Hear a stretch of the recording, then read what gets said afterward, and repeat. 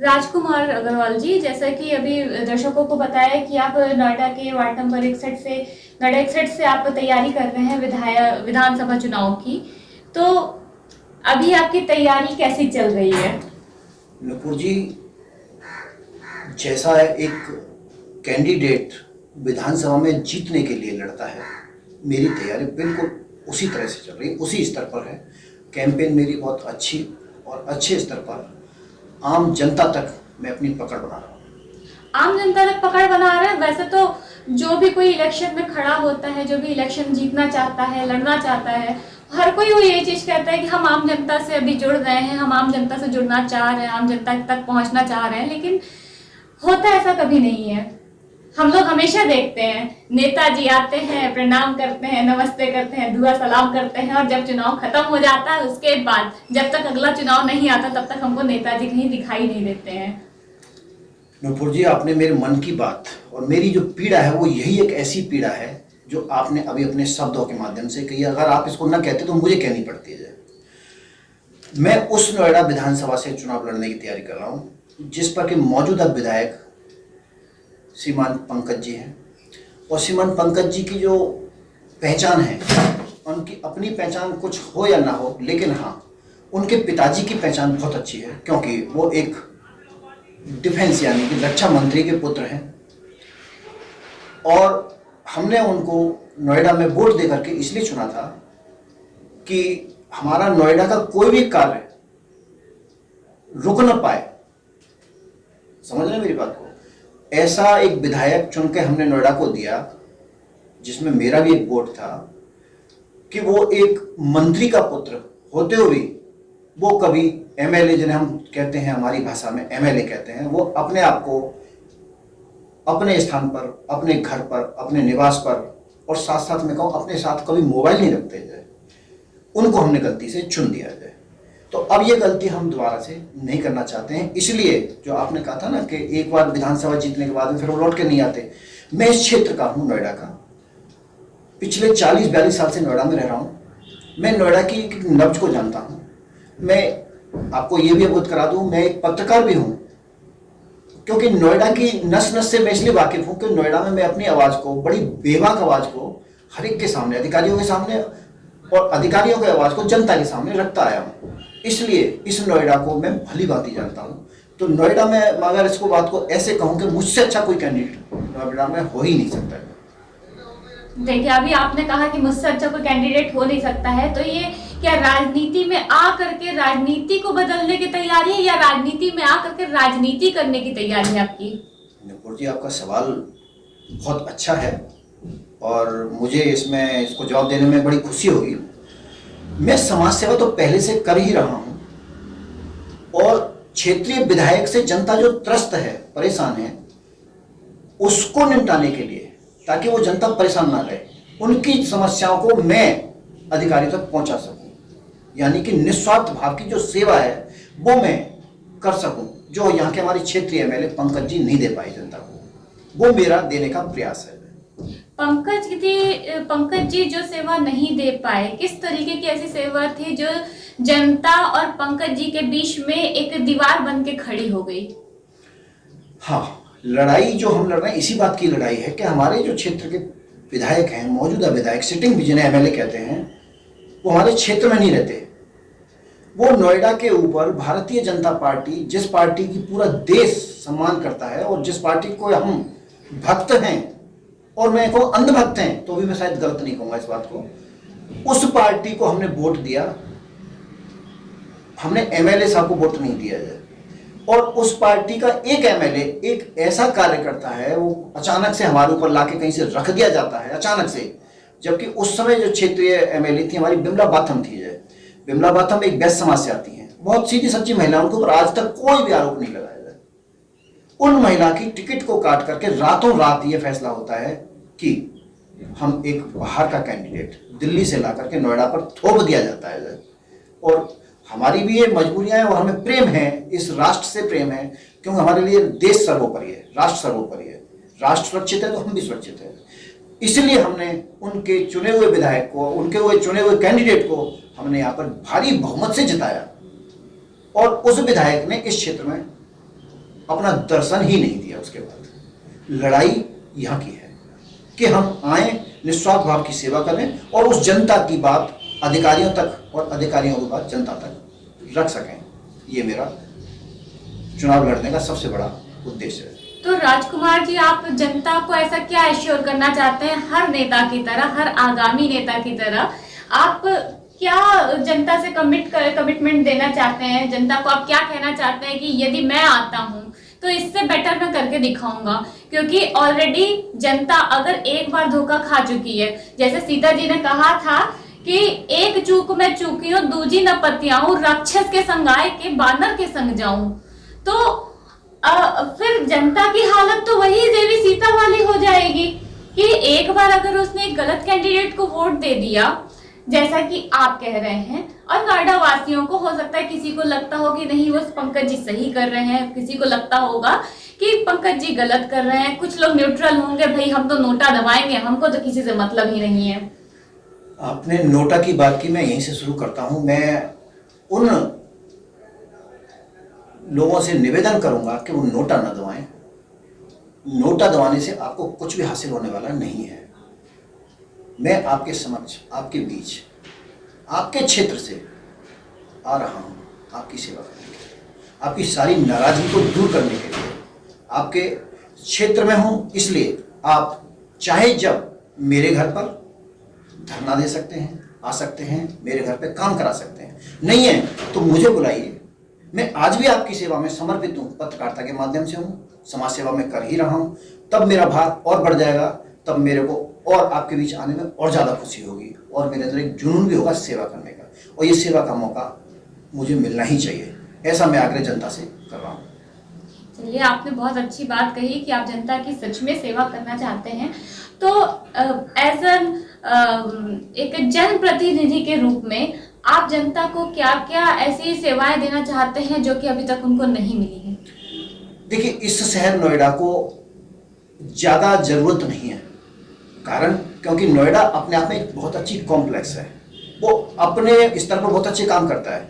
लेकिन अगर एक विधानसभा यहाँ पर है तो विधायक भी होना चाहिए, और विधायक है तो कुछ जरूरतें भी जनता की निकल के आएंगी। जिस विधायक को हम कहते हैं जनप्रतिनिधि, जनता चुन करके भेजती है, तो जनता को क्या जरूरत पड़ती है उस समय मैं उनके साथ खड़ा हूँगा, तो मेरे लिए बहुत खुशी बात होगी। क्योंकि जनता आज जिसको वोट दे दिया हम लोगों ने, और आज वो आदमी उस जनता के साथ नहीं खड़ा है, तो ये पूरी नोएडा की जनता अपने आप को बहुत ठगा हुआ महसूस कर रही है। और भारी रोष है इस बात का कि इस बार हमें चाहिए तो क्षेत्रीय विधायक चाहिए। इसलिए मैं क्षेत्र से उभर करके आ रहा हूँ और क्षेत्र की सेवा करना मेरा परम कर्तव्य भी है। मतलब आप अब ग्राउंड लेवल पे ही काम करना चाहते हैं? जी बिल्कुल ठीक है। शुरुआत आपको नींव डालनी है, नींव से आप शुरुआत करेंगे, आप सीधे लिंटर पे तैयार नहीं करेंगे? नहीं नुपुर जी, मैं यहाँ पे ये भी अवगत कराना चाहूंगा, शुरुआत नहीं, मैं तो समाज में सेवा कर ही रहा हूँ पत्रकारिता के माध्यम से। जैसे मैंने आपको बताया जी, मैं एक स्वयंसेवक भी हूँ, और बचपन से स्वयंसेवक हूँ, जिन्हें कहते हैं बाल काल का स्वयंसेवक। और स्वयंसेवक का काम ही देश को सर्वोपरि रखना और देश की सेवा करना है, तो मेरे लिए कोई नई बात नहीं होगी है। जी, मैं भी आपको पत्रकारिता के ही माध्यम से जानती हूँ, मैं जाने कितने सालों से मैं आपको जान रही हूँ, और अचानक से आपका ये जो हृदय परिवर्तन हुआ कि अब हमको विधानसभा के चुनाव लड़ने हैं, अब हमको लोगों के लिए ऐसे करना है, जनता के बीच में। मैं आपको जब देखती हूँ बहुत अच्छा लगता है कि किसी पहचान वाले व्यक्ति को यदि हम जनता के बीच में देखते हैं और उसको ऐसा सोचते हैं कि ये हमारा भावी जनप्रतिनिधि बनेगा, तो बहुत ज्यादा खुशी होती है। साथ ही राजकुमार जी, अभी आपने एक बात कही थी, बीच में मैं आपको पॉइंट करना चाहूंगी कि आपने कहा कि हम भक्त हैं, आप हमको अंधभक्त भी कह सकते हैं। तो ये भक्त और अंधभक्त वाला क्या लेवल है? भक्त तो सभी जानते हैं, भक्त यानी कि परमात्मा का भक्त हो सकता है, माँ बाप का भक्त हो सकता है, फ्रेंड अपने दोस्त का भक्त हो सकता है, अपनी पत्नी का भक्त हो सकता है, अपने बच्चों का भक्त हो सकता है। भक्ति से मतलब यह है कि किसी के प्रति आप समर्पित। तो आपने कहा अंधभक्त, अंधभक्त हमें लोग कहते हैं, जो लोग बीजेपी को वोट देते हैं, बीजेपी की बात करते हैं, उन्हें लोग अंधभक्त कह देते हैं। अगर उनको अंधभक्त कहने में खुशी मिलती है तो मुझे कोई गुरेज नहीं होगा। मतलब आपको कोई अंधभक्त भी कहता है तो मुझे कोई गुरेज नहीं होगा, फर्क नहीं पड़ता, कोई गुरेज नहीं होगा, मुझे खुशी होगी। मैं भक्त का बड़ा रूप उन्होंने मेरे को बनाया, तो मुझे खुशी होगी इस बात की। जो हमारे दर्शक इस समय हमको देख रहे हैं, आप उनको अपनी ओर से क्या सूचना देना चाहते हैं, आप अपनी ओर से क्या संदेश देना चाहते हैं? मैं यही कहूँगा कि मैं आपके क्षेत्र का हूँ, वैश्य समाज से आता हूँ, और वैश्य समाज एक ऐसी कौम होती है जिसके लिए सभी समर्पित होते हैं। क्या अगड़ा, क्या पिछड़ा, क्या तगड़ा, सभी वैश्य समाज के साथ खड़े होते हैं। मैं आ रहा हूँ आपकी सेवा के लिए।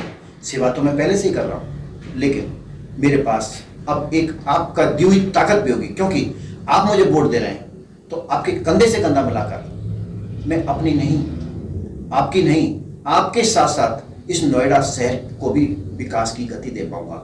नोएडा में बहुत सारी ऐसी समस्याएं हैं, मैं उनमें से एक ही समस्या आज कहूंगा आपके सामने, और बहुत बड़ी समस्या है, बड़ी विकराल समस्या है। नोएडा के अंदर आज प्राधिकरण पीने योग्य पानी नहीं दे रहा, कपड़े धोने योग्य पानी नहीं दे रहा है। क्यों? एक बहुत बड़ा माफिया काम कर रहा है।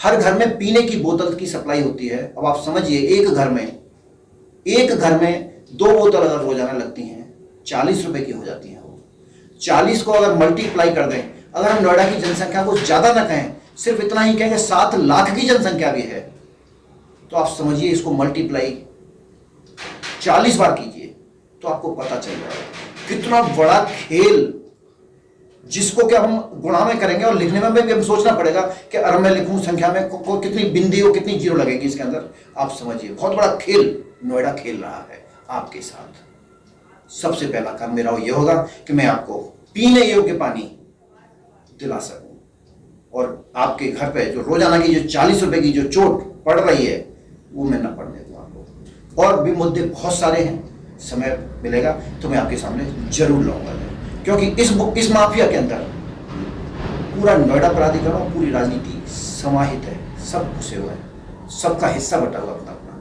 बहुत जल्दी मैं इसको तोड़ने वाला हूं, आप मुझे मौका दीजिए, मैं आपके साथ खड़े होकर के, आपकी ताकत के साथ खड़ा होकर के आपके घर में पीने योग्य निःशुल्क पानी सबसे पहला काम होगा मैं आपको मुहैया कराऊं। सर देखिए, अब आप भी उसी पॉलिसी पे जा रहे हैं, निःशुल्क वाली पॉलिसी पे।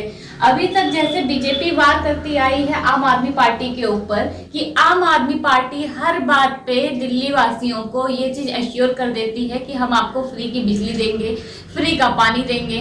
बात पे किसी चीज की शॉर्टेज पड़ती है, कभी बजट का इशू आता है, तो बीजेपी ही वार करती है आम आदमी पार्टी के ऊपर कि आपने पहले तो कह दिया कि भाई हम आपको फ्री बिजली देंगे, फ्री पानी देंगे, फिर आप अपनी वेतन में से कटाइए। इस तरीके की बातें लोग करते हैं, आम जनता इस तरीके की बात करती है। जो बीजेपी के सपोर्टर्स हैं वो आम आदमी पार्टी के ऊपर ये उंगलियां उठाते हैं, पॉइंट आउट करते हैं कि जी इन्होंने तो फ्री के लिए कमिट कर दिया था, अब बताइए फ्री की चीजें कहां से आ रही हैं। तो अब आप भी, अगर आप बीजेपी के लिए आप खड़े हो रहे हैं, बीजेपी के साथ आप खड़े हो रहे हैं, एक जनता के लिए एक चेहरा बन के आप खड़े हो रहे हैं, तो आप भी तो उसी पॉलिसी के ऊपर काम कर रहे हैं। इसका मतलब आपने अभी अभी कहा कि आपको हम फ्री का पानी उपलब्ध करवाएंगे। नुपुर जी, मैं यहाँ पे आपको थोड़ा सा दुरुस्त करूंगा, बात को करेक्ट करूंगा आपको जी। मैंने कहा फ्री का पानी, फ्री के पानी से मेरा तात्पर्य ये है कि मैं पानी के जो बिल आ रहे हैं, नोएडा अथॉरिटी इतना मोटा बिल हर साल घरों में पकड़ा देती है जी। वो उसी बिल के ऊपर पानी आपको पीने योग्य, मैंने कहा पीने योग्य पानी, मैंने ये नहीं ये कहा कि पानी की सप्लाई बोतल में भरवा करके मैं आपको फ्री दूंगा, ये नहीं कहा मैंने कहा पीने योग्य पानी जो बिल आप पे कर रहे हैं उसी के अंदर आपको मिलना चाहिए, ऐसा मेरा कहना है। ये जो 40 रुपए की जो बोतल लेते हैं, 20-20 रुपए की जो बोतल लेते हैं, कभी 3 भी लगती हैं, कभी 4 भी लग जाती हैं, उनसे मुक्ति बहुत जल्दी आपको मिलने वाली है। ये जो पीने के पानी का भी आपने उदाहरण दिया, तो जब सप्लाई का पानी आता है, क्या उसमें 2 कैटेगरीज अलग अलग होती हैं कि ये कपड़े धुलने का है जी, ये बर्तन धुलने का जी, ये पीने का है? नहीं, नोएडा में एक ही जगह से सप्लाई होती है, वाटर टैंक से पानी निकलता है और सीधे घरों में चला जाता है। वो पानी पीने योग्य नहीं है। तो पीने योग्य पानी मतलब जब फिल्टर होकर के पानी हमारे यहाँ आ रहा है, हमारे पास सप्लाई में जो पानी है वो शुद्ध होके आ रहा है? नहीं, शुद्ध होके नहीं आ रहा, वो पानी बहुत अशुद्धि में आ रहा है, उसको हम पी नहीं सकते। आप पियेंगे तो निश्चित है कि आपको बीमारियां लग जाएंगी। अगर पीने योग्य होता, मैं नुपुर जी आपको करेक्ट करूंगा, रोकना चाहूंगा, अगर वो पीने योग्य होता तो ऐसी जनता बेवकूफ नहीं है, ऐसी जनता भोली नहीं है कि अपने आप को रोजाना 40 रुपए बेवजह किसी को देती रहे पानी के नाम पर। इतनी जनता भोली ना समझ। सर यहाँ पे मैं फिर से आपको अपना वही सवाल मैं आपको रिपीट कर रही हूँ कि पीने योग्य पानी जब सप्लाई में आने लगेगा तो वो पीने का पानी कोई कैटेगरी तो रहेगी नहीं कि ये पीने का पानी, ये नहाने का पानी है, ये धुलने का पानी है। तो साफ पानी की सप्लाई आप देने का कमिटमेंट कर रहे हैं जी, मैं निःशुल्क। बिल्कुल निःशुल्क नहीं, जो बिल आज भी हम पीने योग्य पानी नहीं ले रहे जी नोएडा प्राधिकरण से जी, लेकिन प्राधिकरण बिल ले रहा है ना हम लोगों से जी। बिल तो एज इट इज जैसे चल रहा है वो पॉलिसी के अनुसार चलेंगे ही चलेंगे। उस बिल के अंदर ही आपको पीने योग्य पानी मिले। ये मेरी लड़ाई है। जो आप अलग से 40 रुपए देकर के पानी जो खरीद रहे हैं पीने के लिए वो बंद हो जाए। बहुत बड़ा माफिया, बहुत बड़ा रैकेट, अरबों खरबों रुपए का इस पर रोजाना कारोबार हो रहा है। ये बंद होना चाहिए। और आप शुरू से ही समाज सेवा के काम में लगे हुए हैं। अपने क्षेत्र में आपने शुरू से ही ग्राउंड लेवल पे काम करना शुरू कर दिया था। तो कभी इसके बारे में आपने आगे अथॉरिटी से या फिर जो भी कंसर्न पर्सन है, एमसीडी है, आपने कभी वहां पे जाकर कोई एप्लीकेशन नहीं दी? आप लोगों ने कभी वहां पे जाकर बातचीत नहीं करी? देखिए, मैं आपको बताऊं, मैं आज शक्ति के साथ नहीं हूं। शक्ति यहाँ की जनप्रतिनिधि होता है, जैसे एमएलए, और दूसरी शक्ति होती है नोएडा प्राधिकरण। जैसे कहते हैं शासन और प्रशासन, दो चीज होती है। आज मैं ना शासन हूं ना प्रशासन हूं। मैंने जनता की आवाज को उठाया है, अधिकारियों तक पहुंचाया है, लेकिन अधिकारियों के कान पर जूं नहीं लगती। कारण कि वो राजनीति और प्राधिकरण दोनों आपस में बॉल की तरह मिले हुए, बॉल को फाड़ना नहीं चाहते। समझ रहे मेरी बात? जी जी। उसको, उस रैकेट को तोड़ना है मुझे, उस रैकेट को खत्म करना है, ताकि नोएडा प्राधिकरण इतनी मोटा पैसा ले रहा है हर साल और फिर भी हमें पीने को कोई पानी ना दे, तो ये दुर्भाग्य है ना ये तो नोएडा शहर की जनता का। जी जी, ये तो हो गई पानी पीने की बात हो गई कि आप पानी के ऊपर काम करिएगा। पानी के अलावा और भी बहुत सारे ऐसे मुद्दे होते हैं जिनके ऊपर शायद हम लोग बात भी नहीं करते हैं। बात करना तो दूर की बात है, हम लोग सोचते भी नहीं है। हम लोग का दो लोगों के बीच में जो कम्युनिकेशन होता है, उन सब चीजों को लेके कम्युनिकेशन भी नहीं हो पाता है। तो ऐसे कौन से और मुद्दे हैं जो कि आपको एक तगड़ा कैंडिडेट साबित करेगा लोगों के सामने? नुपुर जी, बहुत बढ़िया बात आपने कही। मैं आपको ये अवगत करा दूं कि आज नोएडा प्राधिकरण में जो भ्रष्टाचार फैला हुआ है, पानी भी भ्रष्टाचार का एक दूसरा रूप था जो माफिया काम कर रहे हैं। दूसरा भ्रष्टाचार, नोएडा प्राधिकरण में एक ट्रांसफर होता है, यानी कोई प्रॉपर्टी किसी के नाम पे दूसरी जगह हस्तांतरण होती है, तो उस समय एक हस्तांतरण शुल्क लिया जाता है। शुल्क बहुत कम है और उसके ऊपर जो रिश्वत है ना, वो उससे कई गुना जाता है। मान के चलिए कि अगर एक ट्रांसफर कराने के लिए 10,000 रुपए लगते हैं, तो उस फाइल को चलाने के लिए 40,000 रुपए देने पड़ते हैं। ये भ्रष्टाचार बढ़ा है। पहले भी सरकार रही है, सपा की सरकार है, बसपा की सरकार भी रही है, लेकिन भ्रष्टाचार बहुत तेजी से बढ़ा है। उस पर भी अंकुश लगाना जनप्रतिनिधि का ही कार्य है। जनता मुझे जनप्रतिनिधि बनाएगी सर, तो मैं इस भ्रष्टाचार पर भी अंकुश लगा दूंगा।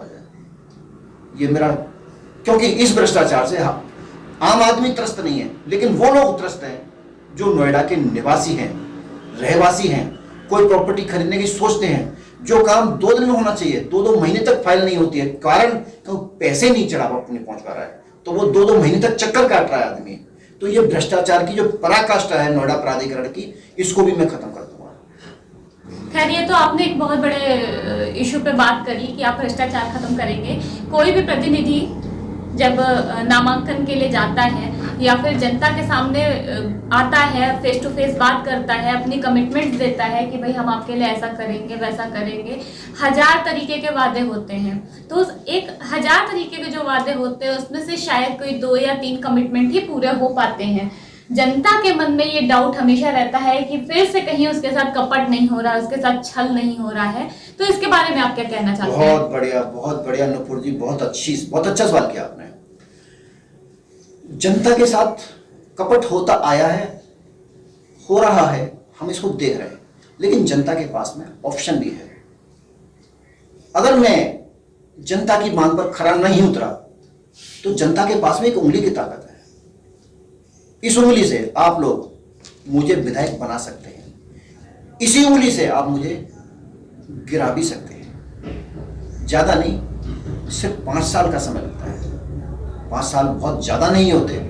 हर 5 साल पे आपको एक नया विधायक मिले या पुराना विधायक मिले, ये फैसला आप स्वयं करेंगे। क्योंकि मैं शहर में रहता हूँ, मुझे आपकी फिक्र है, निस्वार्थ सेवा का भाव है, क्योंकि मैं बालकाल से स्वयं सेवक भी हूँ, तो मुझे पता है कि जनता की क्या क्या जरूरतें हैं, उनको मैं समय समय पर। आपने एक बात और कही, हजारों शिकायतें होती हैं। हाँ, होती हैं हजारों शिकायतें, लेकिन काम उन शिकायतों पर करना चाहिए जिससे कि जनता, आम जनता त्रस्त हो। जैसे भ्रष्टाचार, पीने योग्य पानी, अगर यही हाल रहा तो आज हम पीने का पानी उसके पैसे दे रहे हैं, कल तो नोएडा प्राधिकरण कह देगा हवा के पैसे भी दे दीजिए। उस समय जनता कहां जाएगी? हर चीज ये मूलभूत सुविधा में आती है। हमारे पास में पानी है, हवा है, सड़क है, ये हमारी मूलभूत सुविधा है। क्योंकि आम आदमी टैक्स नहीं दे रहा है तो कुछ लोग टैक्स दे रहे हैं, और टैक्स दे रहे हैं तो उससे सड़क बन रही है तो मूलभूत सुविधा हुई हमारी। अगर इन पे आप कहेंगे सड़क पे चलेंगे, घर से निकलेंगे तो आपको पैसे देने पड़ेंगे, ये तो बहुत बड़ी अतिशयोक्ति होगी ना। इसके खिलाफ मेरी लड़ाई है। साथ ही आप अपने क्षेत्र में विमेन सेफ्टी के लिए आप क्या करेंगे? हाँ, विमेन सेफ्टी के लिए यही है, क्योंकि ये एक बहुत बड़ा सवाल उठता है कि सरकार आती है चली जाती है, महंगाई आएगी चली जाएगी, हम कमा रहे हैं तो महंगाई हमारे लिए मैटर नहीं कर रही है, लेकिन जो एक औरत है, एक लड़की है, बच्ची है, वो अगर घर के बाहर एक दुकान तक जाने में भी अगर घबरा रही है तो उसके लिए आप क्या करिएगा? नुपुर जी, वास्तव में आपने बहुत ही अच्छी बात उठाई आपने। मैं यही कहूँगा इसमें, मैं जनप्रतिनिधि होने के नाते ये मेरा कर्म और कर्तव्य भी होगा कि उन महिलाओं को घर से निकलने में कोई संकोच ना हो। इसलिए जो शासन है उसके ऊपर अंकुश लगाना आवश्यक है। जैसे कि इसके लिए सबसे ज्यादा पुलिस का भय, कानून का भय होना चाहिए। उस कानून के भय की स्थापना इस शहर में मैं करूं, ताकि हालांकि इस शहर में सर्विस क्लास महिलाएं, सेवारत महिलाएं बहुत ज्यादा हैं, लेकिन संकोच तो होता ही है, डर होता ही है, और डर होना स्वाभाविक भी है। क्योंकि गुंडे मवाली सड़क पर आम घूम रहे हैं, और घूम इसलिए रहे हैं क्योंकि सरकार के जो मातहत पुलिस विभाग है वो सही से कार्य नहीं कर रहा है। सर, जो पुलिस विभाग है वो तो राज्य सरकार के घेरे में आ रही है, और राज्य सरकार कौन सी है? हमारी यूपी में बीजेपी की सरकार है, योगी महाराज की सरकार कही जाती है। तो जब बीजेपी रूलिंग पार्टी चल रही है, रूलिंग पार्टी इस समय बीजेपी हमारी चल रही है, योगी सरकार चल रही है, साथ में पुलिस भी अंडर कवर हो रही है आपकी बीजेपी सरकार में, तो आप भी कह रहे हैं कि आप बीजेपी के कैंडिडेट बनने वाले हैं, आप बीजेपी के लिए नामांकन आप डाल रहे हैं, लेकिन आप कह रहे हैं कि फिर आप प्रशासन को ही आप ब्लेम कर रहे हैं। नुपुर जी, जैसा मैंने बताया ना कि मेरी जो शिकायतें हैं मौजूदा सिटिंग एमएलए के खिलाफ है, क्योंकि वो शहर में नहीं रहते। अगर वो शहर में रह रहे होते तो उनके पास में जनता शिकायत लेकर के जाती, वो उनसे मिलते, उनकी शिकायतों का निवारण भी करते। अब वो शहर में तो रहते नहीं जाए तो जनता उन तक पहुंच नहीं पाती, और जनता पुलिस के साथ में एक मित्रतापूर्ण रवैया नहीं अपनाती। कारण क्यों? पुलिस के नाम पर आम आदमी डरता है। तो पहल कहां से होनी चाहिए? पहल मेरे यहाँ से होगी, मैं करूंगा ना। मुझे जनता अगर एमएलए बना रही है ना, मैं इस क्षेत्र में रहूंगा ना, मेरे सामने शिकायतें आएंगी ना, तो मैं इस काम को करूंगा। अब योगी जी चल करके नोएडा में तो आ नहीं सकते, नोएडा के एमएलए तो नहीं बन सकते ना, वो तो मुख्यमंत्री बने हुए हैं। उनके माता तो उनके विधायक, यानी हम लोग जनप्रतिनिधि जिन्हें कहते हैं, ये जनता का काम, जनप्रतिनिधि का काम है। लेकिन जब डीएम और एसडीएम भी इसी शहर में बैठते हैं, इसी जगह पे आते जाते हैं, तो क्या पुलिस के ऊपर उनका क्या कमांड होना चाहिए? नहीं, पुलिस और आपने कहा डीएम और एसएसपी नहीं, यहाँ कमिश्नरेट जब से बना है, नोएडा की कमिश्नरेट है अपने आप में, और कमिश्नरेट एसएसपी से एक अच्छी प्रणाली होती है, मैं उसकी प्रशंसा करता हूँ। लेकिन वो जो प्रणाली बनी भी है या कमिश्नरेट, वो भी तो सही से काम करे, अपने मूल कर्तव्य को तो पहचाने। वो कर्तव्य विमुख हो गई है, इसलिए मैं उनको उनके कर्तव्य को समय समय पर याद दिलाऊंगा। अगर वो नहीं काम करते हैं तो मैं योगी जी से कहूंगा, जब योगी जी से कहूंगा तो उनके ऊपर नकेल कसी जाएंगी तो वो कहाँ जाएंगी? वो आम आदमी के बीच में उस रवैये को, उन महिलाओं को, हर आम आदमी को सुरक्षा प्रदान करेंगे। आप देखिए, छोटी सी बात बता दूंगा आपको, नोएडा के अंदर मान लें, पूरे नोएडा के अंदर 10,000 पुलिस के कर्मचारी हैं, सिपाही से लेकर कमिश्नर तक, हो सकता है कम थोड़े बहुत ज्यादा हो। अब आपको लगता है 10,000 क्या मुजरिम होंगे? नहीं होंगे, 100, 200, 500 होंगे। तो पुलिस विभाग उनसे कितना ज्यादा है, लेकिन नकेल नहीं कस रहा। सवाल वही तो है कि नकेल कसेगा उनके ऊपर तो वो लोग नोएडा शहर छोड़ के भाग जाएंगे। आपको याद दिला देता हूं, जब योगी सरकार बनी थी जी, मुजरिम छोड़ के भाग गए थे उत्तर प्रदेश को, फिर दोबारा आने लगे, क्योंकि सरकार अपना काम करके फिर भूल गई, वो दूसरे सब्जेक्ट में चली गई, दूसरे कामों में लग गई। वो मुजरिम फिर से दोबारा से वही मुजरिम लोग, वही अपराधी लोग आने लगे और अपराध फिर बढ़ने लगा जाए। तो ये हमें समय समय पर इस चीज को अपने दिमाग में रखना पड़ेगा कि अपराध किसी भी श्रेणी में बढ़ना नहीं चाहिए। इसके लिए हम है ना जनप्रतिनिधि, ये हमारा काम है। अब योगी जी का काम नहीं है, जनता ने यहाँ हमने चुन दिया, हमने योगी जी को चुन दिया, ऐसा ही होगा ना। आम आदमी तो जाके ऊपर विधानसभा बैठ के काम नहीं कराएगा ना, हर आदमी तो सीएम को लेटर नहीं लिखेगा ना जी। तो वो हम तक भेजेगा, हम आगे भेजेंगे, और हमें जब जनता सरकार ने चुन के बिठा दिया, एमएलए बना दिया आपने हमें, तो ये हमारा काम है कि हम सब पे नजर रखें, हमारे क्षेत्र की जनता को किसी तरह की कोई परेशानी ना हो। ये उस एमएलए का काम है जो जिसके लिए मैं आगे बढ़ रहा हूँ। चलिए, हम लोगों से बात करने के लिए, हमारे चैनल में बात करने के लिए और हमारे स्टूडियो में आने के लिए आपका बहुत बहुत शुक्रिया। साथ ही मैं आपसे थोड़ा सा जानना चाहती हूँ कि हील न्यूज़ के स्टूडियो में आपके आकर के आपको कैसा लगा? नुपुर जी, ये मेरा सौभाग्य है कि आपने अपना बहुत कीमती समय अपने चैनल का मुझे दिया और मेरी बात को आप जन जन तक पहुंचाने का जो प्रयास कर रहे हैं, बहुत सराहनीय कार्य है। मैं आपका आभारी हूं कि आप जैसे चैनल वाले लोग, आप जैसे कर्मठ पत्रकार लोग आम आवाज को, एक आम आदमी की आवाज को, क्या एक एमएलए की आवाज को, क्या किसी की आवाज को बहुत बुलंदी पर पहुंचा सकते हैं, देश के पटल पर रख सकते हैं, विश्व के पटल पर रख सकते हैं। और नोएडा एक ऐसा शहर है जो विश्व के पटल में अपनी पहचान रखता है। तो मैं आपका बहुत बहुत आभारी हूँ कि आपने बड़ा कीमती समय में दिया। धन्यवाद सर।